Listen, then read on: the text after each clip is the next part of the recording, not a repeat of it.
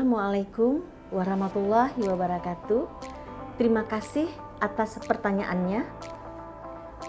Untuk pertanyaan pertama dan kedua akan dijawab bersamaan. Sanksi pidana masing-masing produsen itu berbeda. Produk pangan olahan diatur dalam Undang-Undang Nomor 18 Tahun 2012, di mana bagi produsen yang memproduksi pangan olahan dengan menggunakan bahan tambahan yang dilarang dapat dipidana dengan ancaman hukuman penjara maksimal 5 tahun dan denda maksimal 10 miliar rupiah.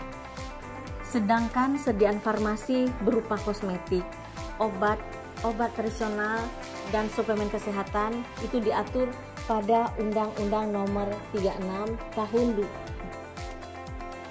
tentang kesehatan, di mana bagi produsen yang dengan sengaja mengedarkan sediaan farmasi tanpa memenuhi syarat mutu dan keamanan dapat diancam dengan pidana kurungan paling lama 10 tahun dan denda paling banyak 1 miliar rupiah.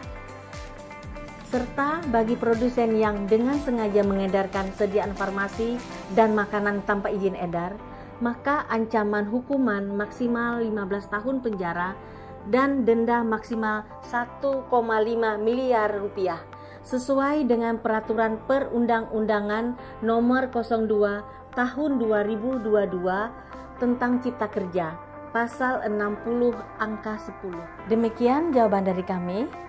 Ingat selalu cek kemasan, cek label, cek izin edar, dan cek kadaluarsa.